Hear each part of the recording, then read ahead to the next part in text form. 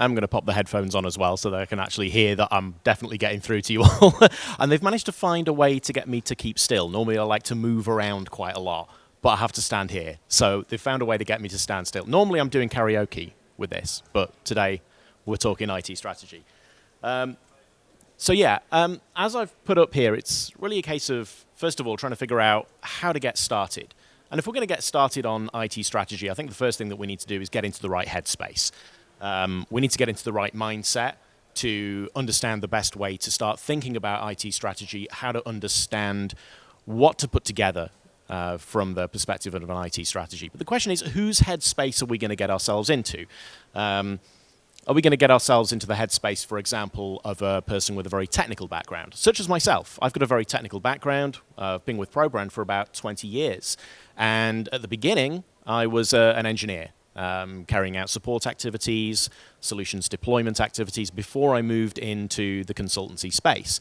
And so a person with a very technical background, they might start here, somewhere like a server room, looking at the equipment that you've got. By the way, if this is not necessarily sufficiently realistic, we can look at something a bit more realistic, perhaps something a little bit more untidy, or more realistic still. This one I like in particular because of the fan here pointed at all the equipment. Wondering what's going on there. So we might start, you know what, let's go back to the tiny one. We might start somewhere like this and be looking at the equipment that we've got. Is it old? Is it obsolete? Is everything set up correctly? Do we need to replace? Do we need to consolidate? There's a variety of questions we might ask if we're stood somewhere like this. But these days we might not necessarily be stood there. We might be just sat in front of our computer looking at the cloud console. What services have we subscribed to? What solutions have we already put in place from the cloud? I think it's fair to say that whilst there may be some people out there who have not even begun their journey to the cloud, a lot of people will have at least some cloud services. So we might be having a look here as well. We might be having a look at budgets. And of course, regardless of which aspect of IT strategy we begin with, at some point we're going to come up against the budgetary question. What money have we got to spend? What money are we currently spending? By the way, this one's AI generated. You may be able to spot some of the aspects of this. The calculator looks a bit weird. The piles of money over on the right-hand side, it's not quite got those right. We'll talk more about AI later. And of course, we need to understand the business objectives. Any IT strategy that we're going to be putting together has to be mindful of the business mission. What are the goals of the business? How are we matching our IT strategy up against the business objectives so that the IT strategy itself is helping in the delivery of the business mission? Another AI image. I wouldn't necessarily want to be sat on this chair right here. Doesn't look like it's got the legs right. I think that one would topple over. Again, more on that later. When it comes to bringing this all together, of course, all of these things are probably going to be things that we're going to be keeping in our mind as we're thinking about IT strategy. All of these things are important. Taking stock of what we've currently got, taking stock of the services we subscribe to, the contracts that we have, the business mission, the objectives, the finances. All of these things are going to be important. So out of all of this jumble of different mindsets that we need to get ourselves into, is there anything that kind of rises to the surface as being particularly important? Well, there's a quote I really like from Steve Jobs, who shortly after he came back to Apple in 1997, at a town hall meeting, he was asked a question. Yeah, the Apple events were a bit smaller then, and people could actually ask Steve Jobs questions. When he said, you've got to start with the customer experience and work backwards to the technology.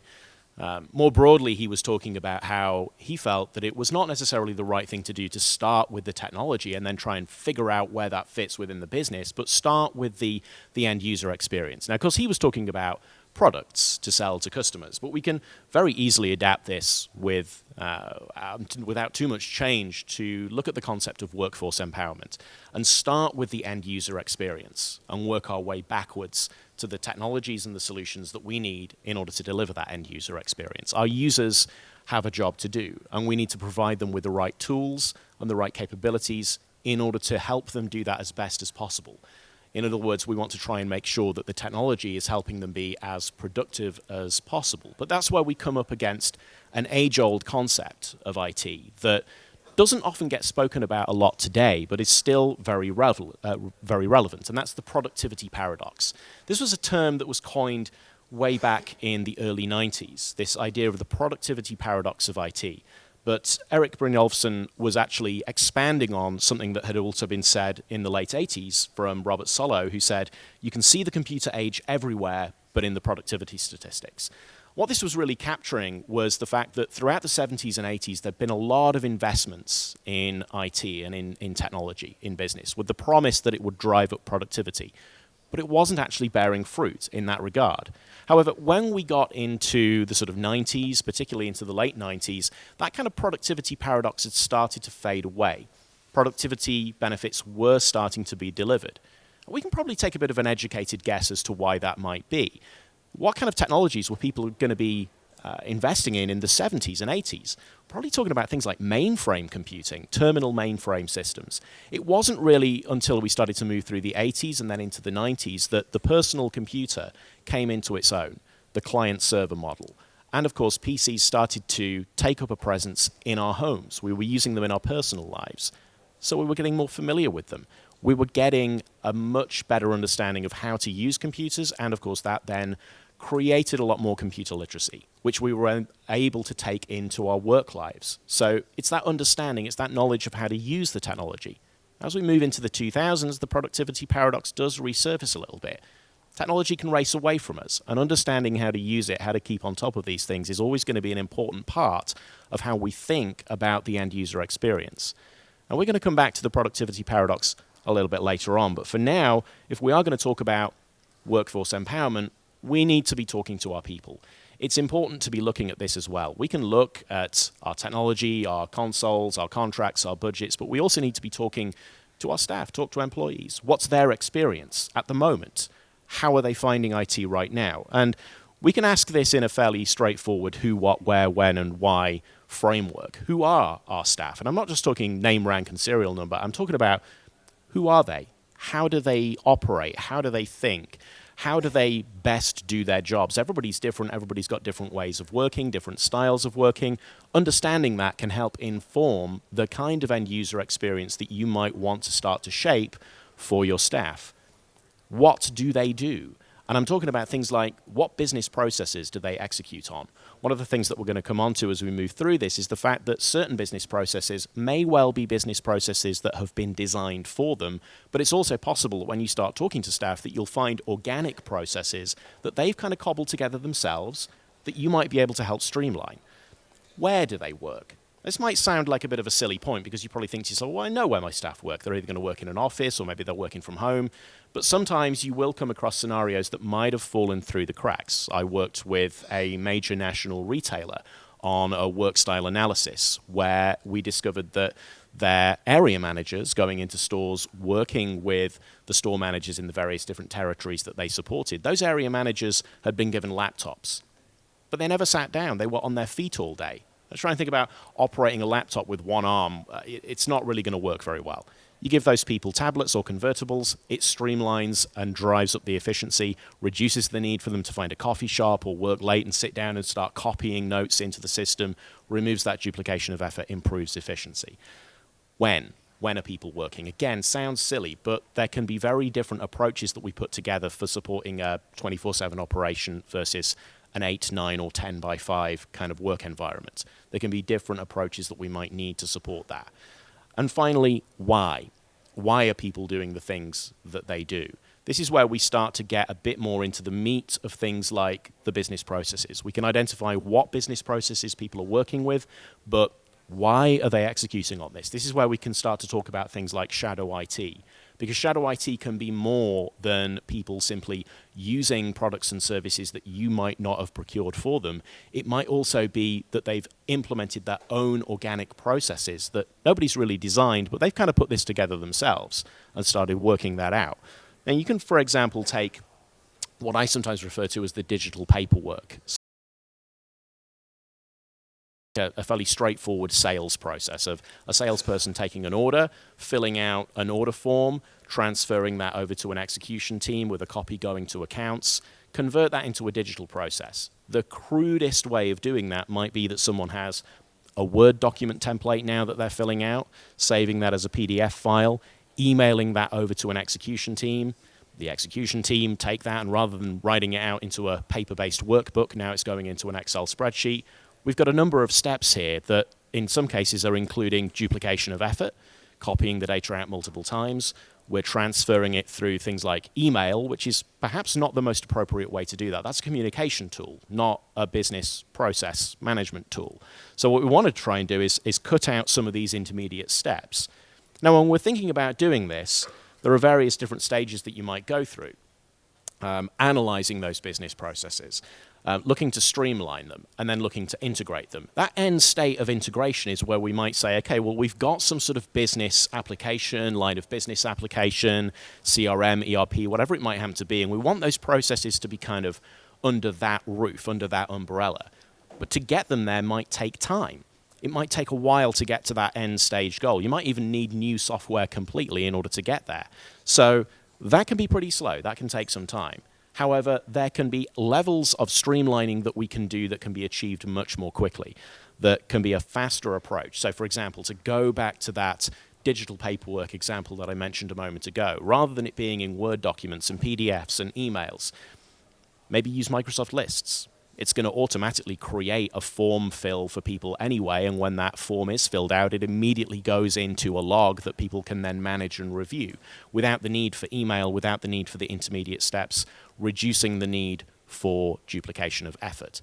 It's not necessarily the end goal, but perfect shouldn't be the enemy of good. If we can improve these things and streamline them, so much the better, speeds things up, gets it out of email. Now, the bees. This is something I'm actually going to be sort of shamelessly stealing from Rory Sutherland, where I saw a presentation where he made mention of this, because these organic processes that I mention, that's not necessarily a bad thing. It's not something to look at and say, oh, it's a bad thing that our staff are doing this, we want to stamp that out. The fact that they've done this organically could potentially be seen as quite beneficial. We want to encourage that freedom of thinking. Now, why am I putting the bees up here? Well, because there's this funny little thing that honeybees do in the hive where they do this funny little dance to communicate with each other. It's called the waggle dance. That's the actual name of this. And it's the way that the bees are communicating with each other as to where to go to find resources, to find the materials that are being brought back to the hive. But there's a certain percentage that don't actually follow the dance. They ignore it. They just don't bother with it. So why would that be? You would think, well, maybe nature would select for maximum compliance the sort of best practice. But actually having a certain amount of randomness, chaos, organic action allows the hive to survive better, because it means that they can go out and just find resources anywhere if required. Having a bit of freedom there does bring some benefits. And so true is the case in your organization. The fact that these organic processes have grown up could be seen as pretty beneficial, because otherwise you would have staff saying, I can't do something, so I'll stop. We don't want people to stop. We want people to keep going. And if they innovate their own processes, that's great. We can come along and then we can help them by streamlining those processes, but they've already put them together. They've already put together a process that you can then take and potentially improve. Now, moving back to the productivity paradox that I mentioned earlier, there were a number of theories that were put forward as to why this was occurring, as to what was going on, including mismeasurement of the information, how long this was taking to be analyzed and measured. There was a certain degree of mismeasurement. There was this concept of lag, that it can take time for people to adjust and adapt to the technologies that are being implemented. And so we've got to think about how well people are able to adapt to what we're investing in. And to a certain degree, mismanagement. But that could be down to selection of the wrong technologies to implement in the first place. There's a variety of different things that can go on here. But I'm going to pick on the lag because, as I mentioned earlier, there are certain aspects of this that you could probably guess at and predict fairly easily as to why certain technologies were not necessarily immediately bringing the benefits that were expected. Adoption of certain technologies is always going to be a case of making sure that people are brought along for the ride, that you champion the changes that you're attempting to implement in the business. And of course, that does include training, and it does include listening to feedback. When it comes to training, we've got to make sure that that's pervasive, perpetual training, not just a one-time hit. After all, the technology, especially in the era of the cloud, changes, it adapts, it moves on. And of course, you've got new employees coming in. They need to be brought up to speed with the technologies that you use in your business. You take a look, for example, at the Microsoft 365 training portal. Now, this is just openly available on the internet. anybody can just look at this and access it at any time. And there's a variety of different types of materials in here to support different types of learner. You can click on any of these areas and you can find articles, step-by-step guides, videos, cheat sheets, downloadable flashcards. There's all sorts of different content. And this is something that a person can refer to again and again and again, as much as they need, anytime they need it, in order to gain access to the information and the knowledge that they might need. You may want to replicate this with some of the specific aspects of training that you might need to deliver in your business around how to embrace the technologies that you're implementing and the services that you provide. And yes, listening to feedback. Now, feedback can be good and bad. It can be positive, constructive feedback. It can be negative feedback. Sometimes it can be a bit of a moan. We all experience this where some people will have a bit of a moan about something. And it might not just be something that's broken or not working. It could just be something that isn't necessarily working the way that someone was used to something operating before, that there's been change. And whenever there's change, there can always be a degree of friction, no matter how much you might champion that change. But it all depends on the context. You've got one or two people having a bit of a moan, that could be just them having a bit of a moan. If everybody's complaining, then you might need to have a look at why that's the case. Is there a flaw there that needs to be addressed? It's always important to listen to feedback and quantify it, regardless of what type it may be. Now, no discussion on IT strategy would be complete without a mention of AI, of course. And there's a lot that could be said about this. You could probably have a whole expo just on AI, given the state of things at the moment. This is obviously something where there's been a lot of activity. The big industry tech players, Microsofts, your Googles, your Apples, everybody's kind of pouring money into this, and it's been accelerating at a rapid pace. So I'm just going to throw a few things out there that we could say about this, including a fairly straightforward one, which is garbage in, garbage out. You've got to take AI and potentially plug that into your own data sets and your own processes. If your data isn't of good quality, then you can't expect AI to make it good quality for you. If you take AI and use it to automate bad business processes, well, you're just speeding up the rate at which you iterate bad business processes. It's not necessarily going to make them higher quality for you. If you ask AI what it's good at, it will come out with these kind of examples. So this is me asking AI to say, what are you good for in business? And it throws up a few things here, things like intelligent process automation, risk management, employee empowerment. But you could potentially look at that and say, oh, that's a nice slide of buzzwords, but what does it actually mean? Well, I think what we can probably do is boil down what AI is currently actually doing. And there are probably three broad categories. You've got things like generative AI, where we can ask AI to make something for us. It could be words. Ask it to generate some words, ask it to write something for us. And whether or not that's particularly accurate or useful for you, I guess that depends on the context. You can ask it to make graphics and images. Now, as we saw with some of my earlier slides, that's still a bit hit and miss sometimes. I think it's worth remembering that with AI, there's various different levels. You've got things like special purpose AI, general purpose AI, super intelligent AI. We're still at the starting point. We're still in specific special purpose AI. It doesn't always feel that way because you can sit down in front of ChatGPT and ask it virtually anything and you would think, okay, this is general purpose. No, it's specific purpose. It's a language model. That's its specific purpose.